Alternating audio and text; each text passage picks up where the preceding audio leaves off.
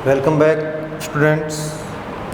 हम पढ़ रहे हैं BSc first, BSc BEd first. Subject है आपका zoology, part number 21, cell biology कर रहे हैं।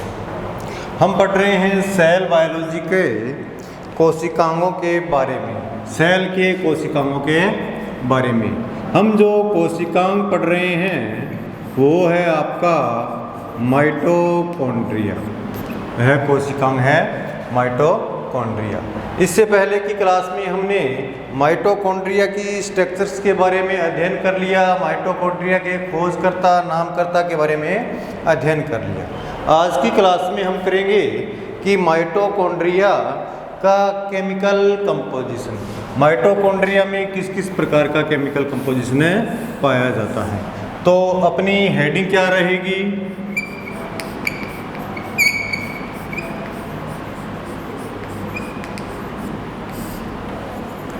अपनी हेडिंग रहेगी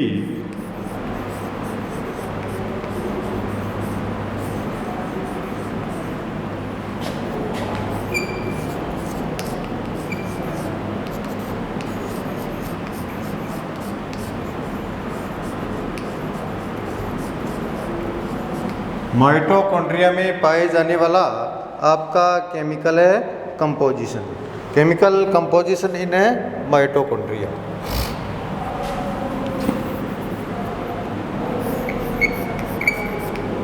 कंपोजिशन इन है माइटोकॉन्ड्रिया। तो सबसे पहले हम बात करते हैं कि माइटोकॉन्ड्रिया में क्या क्या केमिकल कंपोजिशन पाए जाते हैं। तो प्रोटीन, लिपिड आदि तो सभी प्रकार के कोशिकाओं में पाई जाती है, लेकिन इनकी मात्रा कम या ज़्यादा हो सकती है। तो सबसे पहले हम बात कर लेते हैं प्रोटीन की। प्रोटीन माइटोकॉन्ड्रिया में भी क्या पाई जाती है? प्रोटीन पाई जाती है। माइटोकॉन्ड्रिया में प्रोटीन जो होती है, प्रोटीन इसका 70% भाग होता है। जबकि सेकंड पॉइंट है आपका लिपिड। लिपिड जो होती है वो माइटोकॉन्ड्रिया में 30% पाई जाती है। अब देखिए स्टूडेंट्स, माइटोकॉन्ड्रिया क्या है? माइटोकॉन्ड्रिया एक डबल मेम्ब्रेन कोशिकांग है, यानी कि इसके चारों ओर दोहरी झिल्ली पाई जाती है। इसकी जो आउटर मेम्ब्रेन है, इसकी जो आउटर मेम्ब्रेन है, आउटर मेम्ब्रेन में जो है लिपिड ज़्यादा संख्या में पाई जाती है, लिपिड ज़्यादा मात्रा में पाई जाती है। जबकि प्रोटीन होती है वो क्या होती है? कम मात्रा में होती है।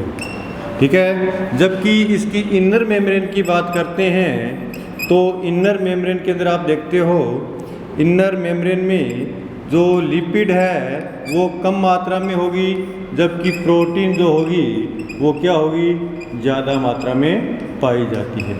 तो ये तो इसकी झिल्ली का केमिकल कंपोजिशन था। यदि माइटोकॉन्ड्रिया के अंदर की तरफ देखते हैं तो माइटोकॉन्ड्रिया में हमें और क्या क्या जो केमिकल कंपोजिशन है या केमिकल कंपोनेंट हैं हमें दिखाई देते हैं। माइटोकॉन्ड्रिया हमने कल स्ट्रक्चर में देखा था कि इसमें क्या पाया जाता है? डीएनए पाया जाता है। यानी माइटोकॉन्ड्रिया और क्लोरोप्लास्ट दो ऐसे ऑर्गन हैं जिनके पास क्या होता है? स्वयं का डीएनए होता है। तो डीएनए के आधार पर हम देखते हैं तो माइटोकॉन्ड्रिया के अंदर जो डीएनए होता है वो सर्कुलर डीएनए होता है, यानी कि वर्ताकार डीएनए होता है। जिस प्रकार से प्रोकैरियोटिक सेल्स का डीएनए होता है उसी प्रकार का डीएनए किसमें पाया जाता है? माइटोकॉन्ड्रिया में पाया जाता है। अब हम बात कर लेते हैं आरएनए। माइटोकॉन्ड्रिया के पास स्वयं का आरएनए होता है, यानी कि ट्रांसक्रिप्शन डीएनए के, इसके स्वयं के डीएनए के ट्रांसक्रिप्शन व ट्रांसलेशंस के द्वारा ठीक है, ये आरएनए से क्या बनते हैं? प्रोटीन बनती है, यानी कि ये स्वयं का प्रोटीन सिंथेसिस भी कर सकता है। तो डीएनए के पास स्वयं का आरएनए भी होता है। और इसके पास राइबोसोम, यानी कि माइटोकॉन्ड्रिया के पास डीएनए आरएनए के अलावा क्या पाए जाते हैं? राइबोसोम की कणिका भी पाई जाती है। लेकिन इसका राइबोसोम होता है वो बैक्टीरियल राइबोसोम, जो बैक्टीरियल राइबोसोम 70s राइबोसोम होता है उसके समान होता है। इसका जो राइबोसोम होता है वो 50s से क्या पाया जाता है, 60s के बीच में पाया जाता है। इसकी यदि हम नेचर देखते हैं, प्रकृति देखते हैं, तो ये प्रोकैरियोटिक सेल में पाए जाने वाले 70s राइबोसोम के समान ही होता है। तो ये तो इसके प्रोटीन, लिपिड, डीएनए और राइबोसोम के बारे में बात थी। अब देखिए स्टूडेंट्स, जो आपका माइटोकॉन्ड्रिया है, माइटोकॉन्ड्रिया के अंदर और क्या केमिकल कंपोजिशन पाया जाएगा। हमें पता है कि माइटोकॉन्ड्रिया क्या करता है, माइटोकॉन्ड्रिया सभी प्रकार के जो हम खाद्य पदार्थ हैं, भोज्य पदार्थ हैं, चाहे आप बात करो कार्बोहाइड्रेट, प्रोटीन, लिपिड आदि सभी का क्या करता है, ऑक्सीडेटिव फास्फोराइलेशन करता है। क्या करता है, ऑक्सीडेटिव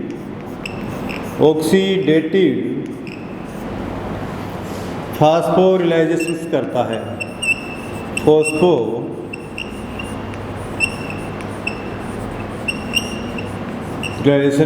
करता है, यानी कि ऑक्सीकारी फास्फोरिलीकरण की क्रिया करता है। और इनसे जो ऑक्सीकारी फास्फोरिलीकरण की क्रिया होगी तो इसके लिए हमें किसकी आवश्यकता होगी, इसके लिए बहुत से प्रकार के एंजाइमों की आवश्यकता होगी, या इसी के लिए बहुत से प्रकार के सह एंजाइमों की भी आवश्यकता होती है।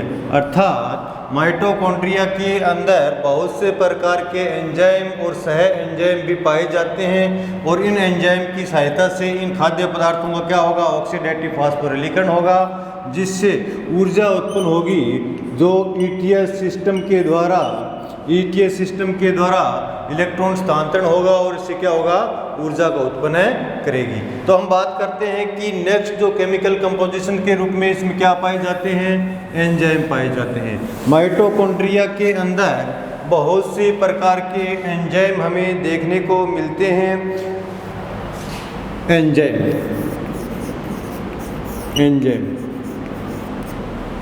माइटोकॉन्ड्रिया के अंदर बहुत से प्रकार के क्या होते हैं, एंजाइम होते हैं, ठीक है। और इन एंजाइमों को सूचीबद्ध किया था लिहरिंजन ने। किसने, लिहरिंजन नाम का एक वैज्ञानिक था, उसने क्या किया था, इन एंजाइमों को सूचीबद्ध किया था। लिहरिंजन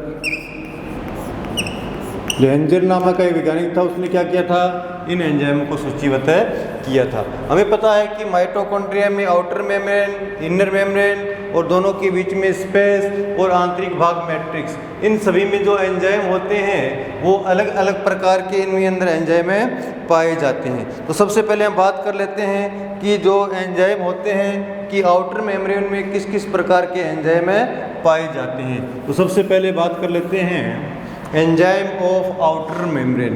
कौन से एंजाइम की बात कर लेते हैं,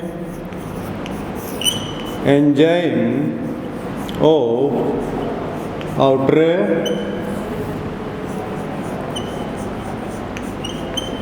मेम्ब्रेन, यानी कि माइटोकॉन्ड्रिया दोहरी झिल्ली का एक कोशिकांग है। इसमें सबसे बाहर की ओर क्या पाई जाती है, इसकी आउटर मेम्ब्रेन पाई जाती है। आउटर मेम्ब्रेन में कौन कौन से एंजाइम आपको पाए जाते हैं, देखिए एक तो इसमें एंजाइम होता है, वो होता है आपका मोनोएमाइन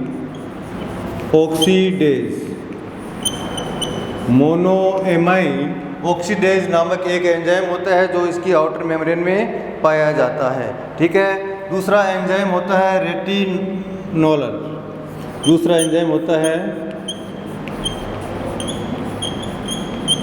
रेटिनोल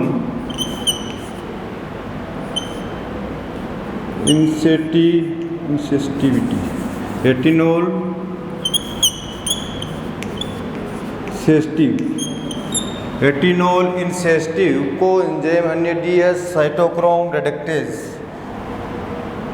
रेटिनोल इंसेस्टिव अन्य डीएच साइटोक्रोम रिडक्टेज ये एक एंजाइम और होता है जिसका नाम होता है retinol initiative NADH cytochrome reductase enzyme भी इसकी बाहरी झिल्ली में पाया जाता है। एक एंजाइम और होता है जो है थायोकाइनेज। कौन सा है? थायोकाइनेज। थायोकाइनेज एंजाइम भी इसकी बाहरी झिल्ली में पाए जाते हैं। यानी कि 3 प्रकार के enzyme mono amine oxidase, रेटिनो initiative NADH cytochrome reductase और थायोकाइनेज एंजाइम जो होते हैं इसकी बाहरी झिल्ली में पाए जाते हैं। अब हम बात कर लेते हैं कि बाहरी झिल्ली के बाद जो इसका नेक्स्ट जो पार्ट होता है बाहरी झिल्ली, ये बाहरी झिल्ली होती है यानी कि ये आउटर मेम्ब्रेन है, ये इनर मेम्ब्रेन है। इनर मेम्ब्रेन के बीच में क्या पाया जाता है? एक छोटा सा कक्षक यानी कि स्पेस पाया जाता है, इसलिए इसे हम आउटर चैम्बर भी कहते हैं। तो हम बात कर लेते हैं कि जो एंजाइम ऑफ है आउटर चैम्बर, यानी कि आउटर चैम्बर में कौन कौन से एंजाइम है पाए जाते हैं। एंजाइम ऑफ आउटर चैम्बर यानी कि दोनों झिल्लियों के बीच में जो स्पेस पाया जाता है उसे हम क्या बोलते हैं? उसे हम आउटर चैनल भी कहा जाता है। जो इसके अंदर जो एंजाइम पाए जाते हैं वो आपके एंजाइम हैं। एक तो होगा आपका एडेनाइल काइनेज एंजाइम। एंजाइम कौन कौन से हैं? एडेनाइल काइनेज, एडेनाइल काइनेज एंजाइम। दूसरा होगा न्यूक्लियोसाइड डाईफॉस्फेट, न्यूक्लियोसाइड डाईफॉस्फेट। यानी कि जो इसका आउटर चैम्बर होता है, आउटर चैम्बर के अंदर 2 प्रकार के एंजाइम पाए जाते हैं। एडेनाइल काइनेज, न्यूक्लियोसाइड डाईफॉस्फेट एंजाइम इसके आउटर चैनल में पाए जाते हैं। ठीक है, अब हम बात करते हैं इसके आंतरिक चैनल की बात करते हैं, आंतरिक झिल्ली की बात करते हैं कि जो इनर मेम्ब्रेन होती है, ये आंतरिक मेम्ब्रेन होती है, इस पर भी क्या पाए जाते हैं? बहुत से एंजाइम पाए जाते हैं। हमें पता है कि आंतरिक झिल्ली इसमें क्या पाया जाता है? आंतरिक झिल्ली में ETS जो इलेक्ट्रॉन ट्रांसफर सिस्टम का जो ETS सिस्टम है जो इस आंतरिक झिल्ली पर पाया जाता है, इसलिए यहाँ पर ATP का सिंथेसिस होता है। तो मुख्यतः यहाँ पर जो एंजाइम पाए जाते हैं वो ATP सिंथेसिस संबंधित ही एंजाइम ज़्यादा मात्रा में इस आंतरिक झिल्ली पर पाए जाएंगे। तो आंतरिक झिल्ली की बात करते हैं तो देखिए enzyme of inner membrane, enzyme of inner membrane यानी कि इनर मेम्ब्रेन में कौन कौन से प्रकार के एंजाइम इसमें क्या होते हैं? प्रेजेंट होते हैं। हमें पता है ETS सिस्टम की जो ऑक्सीडेटिव फास्फोरिलेशन की क्रिया तो कहाँ होती है? इसकी आंतरिक झिल्ली पर होती है। तो इसके अंदर कौन से एंजाइम पाए जाएंगे? सबसे पहले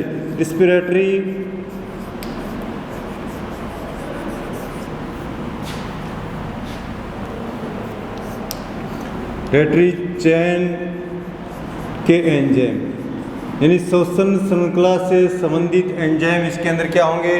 पाए जाएंगे। दूसरे प्रकार के एंजाइम कौन से होंगे?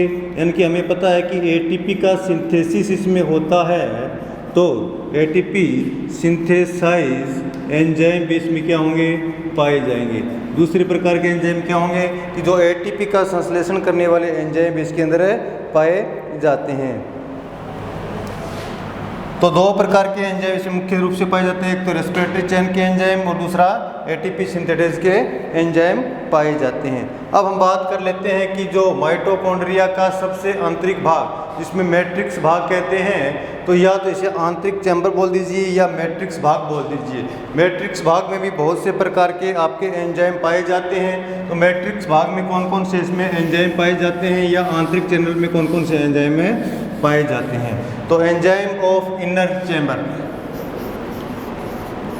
Enzyme of inner chamber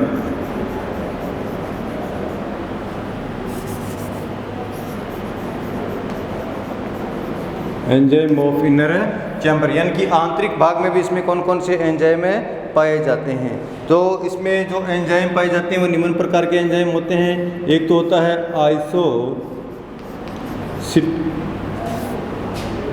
isocitric dehydrogenase enzyme यानी कि एक तो एंजाइम इसमें पाया जाएगा आइसोसिट्रिक डिहाइड्रोजिनेज एंजाइम। दूसरा एंजाइम देखिए इसमें fumarase fume isocitric enzyme, fumarase enzyme और एकोनिटेज एंजाइम। तीसरा एंजाइम आपका aconitase enzyme, aconitase enzyme, isocitric, fumarase, aconitase enzyme, citrate synthetase enzyme. चौथा एंजाइम देखिए इसमें citric synthetase, citrate synthetase enzyme, citrate synthetase enzyme. Alpha keto glutaric एमल acid enzyme, beta keto glutaric acid enzyme.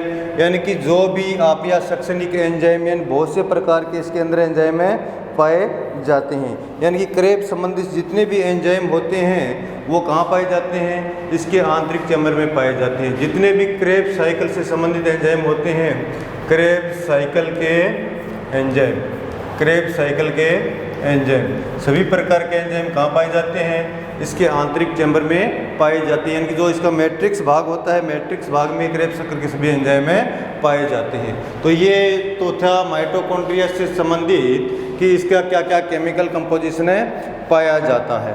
अब हम mitochondria में थोड़ा आगे बढ़ते हैं और इसका जो नेक्स्ट है वो पॉइंट करते हैं कि जो माइटोकॉन्ड्रिया है कि कोशिकांग में किस किस प्रकार के कार्य करता है। तो नेक्स्ट आपका पॉइंट होगा फंक्शन ऑफ माइटोकॉन्ड्रिया, कि माइटोकॉन्ड्रिया के क्या क्या कार्य हैं। अब देखिए माइटोकॉन्ड्रिया के क्या क्या कार्य हैं।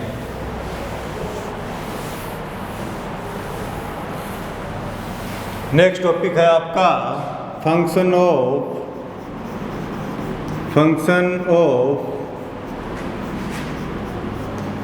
माइटोकॉन्ड्रिया। माइटोकॉन्ड्रिया के क्या क्या कार्य हैं।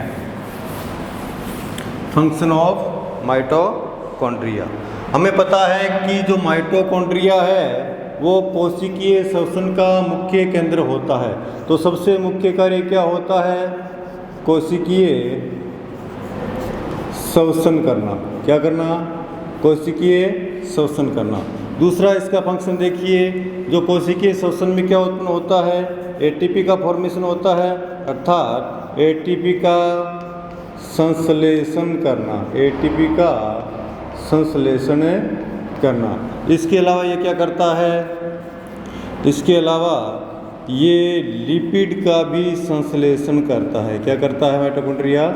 लिपिड का भी संश्लेषण करता है। यानी माइटोकॉन्ड्रिया के मुख्यतः ये तीन ही प्रकार के कार्य होते हैं। एक तो आपका कोशिकीय श्वसन करना, एटीपी का संश्लेषण करना और लिपिड का संश्लेषण करना। ये तीन प्रकार के मुख्य कार्य होते हैं।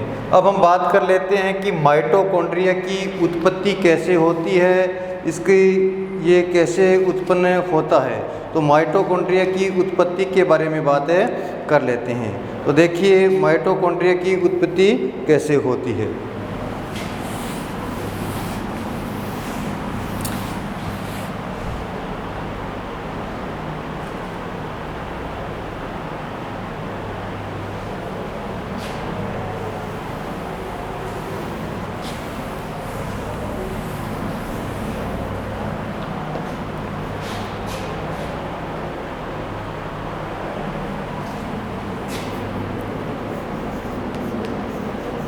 बायोजेनेसिस या ओरिजिन ऑफ माइटोकॉन्ड्रिया। बायोजेनेसिस या ओरिजिन ऑफ माइटोकॉन्ड्रिया। माइटोकॉन्ड्रिया की उत्पत्ति से संबंधित कई सिद्धांत दिए गए हैं कि माइटोकॉन्ड्रिया की उत्पत्ति किस प्रकार से होती है। इसके संबंध में हमें कई सिद्धांत देखने को मिलते हैं। इसमें आपका जो कई सिद्धांत हैं वो निम्न प्रकार से है। सबसे पहला सिद्धांत है आपका जो माइटोकॉन्ड्रिया की उत्पत्ति की संबंधित है, डी नेवो ओरिजिन। यानी कि माइटोकॉन्ड्रिया की जो उत्पत्ति होती है वो नए सिरे से होती है। और ये सिद्धांत आपका दिया था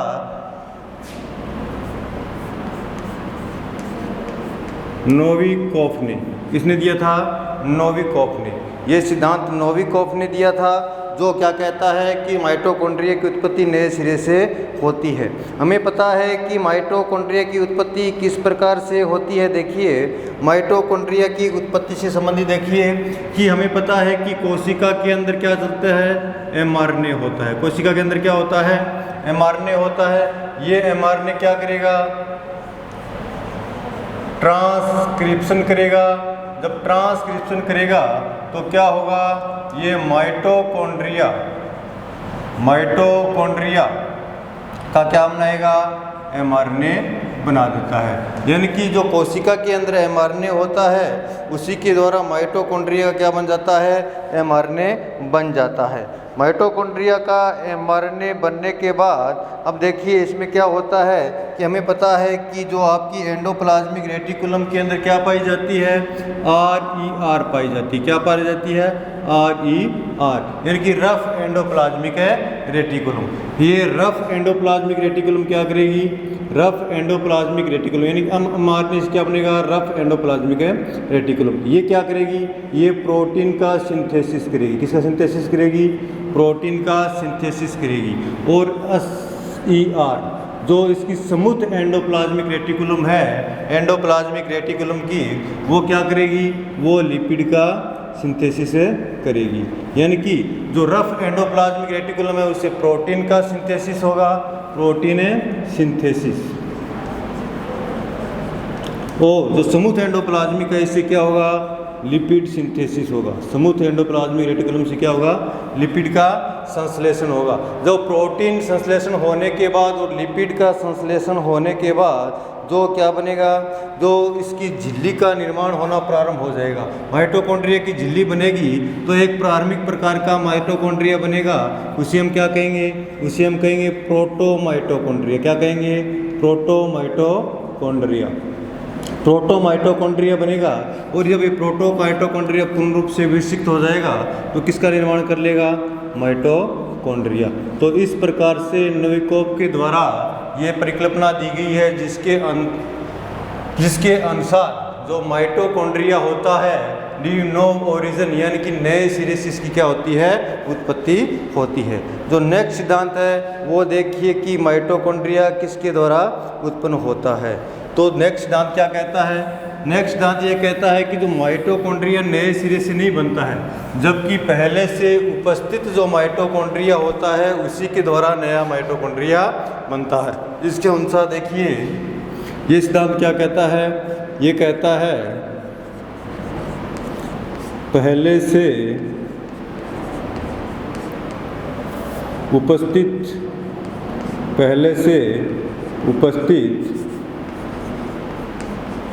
माइटोकॉन्ड्रिया से, पहले से उपस्थित है माइटोकॉन्ड्रिया से, यानी कि इस सिद्धांत के अनुसार जो माइटोकॉन्ड्रिया बनता है वो पहले से उपस्थित माइटोकॉन्ड्रिया के द्वारा बनता है। ठीक है, तो ये सिद्धांत भी दो भागों में बंटा हुआ है। एक तो देखो, एक भाग ये क्या कहता है कि पहला भाग ये क्या कहता है कि बाई डिवीज़न, किसके द्वारा, बाई डिवीज़न, यानी कि पहला तो क्या कहता है कि विभाजन के द्वारा नया माइटोकॉन्ड्रिया बनता है। यानी कि ये एक माइटोकॉन्ड्रिया है आपके पास,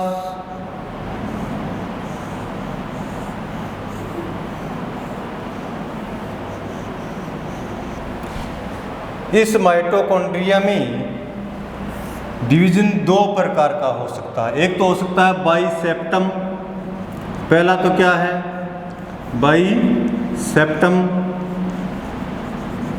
और दूसरा क्या है, बाई कंस्ट्रिक्शन। दूसरा है, पहला तो है सेप्टम के द्वारा, दूसरा है संकुचन के द्वारा।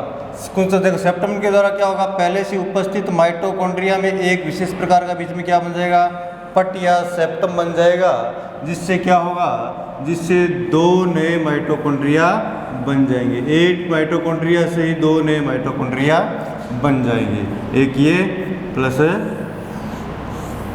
एक ये। जबकि दूसरा जो कंस्ट्रिक्शन सिद्धांत क्या कहता है, ये क्या कहता है कि ये जो माइटोकॉन्ड्रिया है पहले से ही उपस्थित माइटोकॉन्ड्रिया में बीच का भाग इस प्रकार से क्या हो जाता है, अंदर की ओर संकीर्णित हो जाता है या संकुचित हो जाता है, और पहले ये संकुचित होकर फिर क्या होंगे, ये दोनों आपस में मिल जाते हैं। तो इस प्रकार पहले से उपस्थित माइटोकॉन्ड्रिया दो भागों में बंट जाता है। तो ये तो सिद्धांत था बाय डिवीजन, यानी कि डिवीजन के आधार पर माइटोकॉन्ड्रिया विभाजन के आधार पर एक कोशिका से दूसरी कोशिका में नए माइटोकॉन्ड्रिया बनते जाते हैं। इसी के अंदर दूसरा देखो, दूसरा क्या है, बाय बडिंग यानी मुकुलन। ये सिद्धांत क्या कहता है, ये सिद्धांत कहता है कि पहले से उपस्थित जो माइटोकॉन्ड्रिया है, पहले से उपस्थित जो माइटोकॉन्ड्रिया है, इस माइटोकॉन्ड्रिया में क्या होगा, इस माइटोकॉन्ड्रिया में एक अतिवर्धी बनेगी। क्या बनेगी, एक अतिवर्धी बनेगी, और ये अतिवर्धी धीरे धीरे विकसित हो जाएगी, और विकसित होकर क्या हो जाएगी, यहाँ से अलग हो जाएगी। अलग होने के बाद एक नए माइटोकॉन्ड्रिया की उत्पत्ति हो जाती है, नए माइटोकॉन्ड्रिया की उत्पत्ति हो जाती है। तो डिवीजन से संबंधित ये दो सिद्धांत थे, एक तो था विभाजन के द्वारा और दूसरा क्या है, बडिंग के द्वारा। तो बडिंग के द्वारा यानी कि एक मुकुलन बनेगा, विभाजन के द्वारा पहले से उपस्थित माइटोकॉन्ड्रिया के बीच सेप्टम बनेगा या संकीर्ण बनेगा, जिससे दो माइटोकॉन्ड्रिया बन जाएंगे। मुकुलन के द्वारा यानी कि एक अतिवर्धी बनेगी, अतिवर्धी बाद में परिपक्व होकर क्या हो जाएगी, अलग हो जाएगी, और दो माइटोकॉन्ड्रिया बन जाएंगे। तो ये तो सिद्धांत था पहले से उपस्थित माइटोकॉन्ड्रिया से नए माइटोकॉन्ड्रिया की उत्पत्ति के बारे में। ठीक है, अब हम एक नेक्स्ट सिद्धांत के बारे में चर्चा करते हैं। वह सिद्धांत क्या कहता है, वह सिद्धांत यह कहता है कि माइटोकॉन्ड्रिया की जो उत्पत्ति होती है वो झिल्ली से होती है। झिल्ली से माइटोकॉन्ड्रिया की उत्पत्ति, झिल्ली से माइटोकॉन्ड्रिया की उत्पत्ति। यह सिद्धांत किसने दिया था, यह सिद्धांत दिया था आपका रॉबर्टसन ने। रॉबर्टसन ने क्या कहा है, रॉबर्टसन ने कहा है कि जो माइटोकॉन्ड्रिया की उत्पत्ति होती है वह झिल्ली के द्वारा होती है। इस सिद्धांत के अनुसार दो मत दिए गए हैं। एक सिद्धांत ये कहता है कि माइटोकॉन्ड्रिया की उत्पत्ति प्लाज्मा झिल्ली के द्वारा होती है, जबकि एक सिद्धांत इसमें यह कहता है कि माइटोकॉन्ड्रिया की उत्पत्ति जो आपको न्यूक्लियस मेम्ब्रेन होती है, न्यूक्लियस मेम्ब्रेन के टूटने से होती है। तो ये सिद्धांत रॉबर्टसन के द्वारा दिया गया है। इसके अनुसार प्लाज्मा झिल्ली या न्यूक्लियस मेम्ब्रेन के द्वारा ही माइटोकॉन्ड्रिया की उत्पत्ति होती है। और इसके बारे में एक अंतिम सिद्धांत और रह जाता है जो माइटोकॉन्ड्रिया की उत्पत्ति के बारे में सिद्ध करता है, वह है आपका सिम्बायोंट हाइपोथेसिस। लास्ट सिद्धांत कौन सा है, सिम्बायोंट हाइपोथेसिस, सिम्बायोंट हाइपोथेसिस या सहजीवी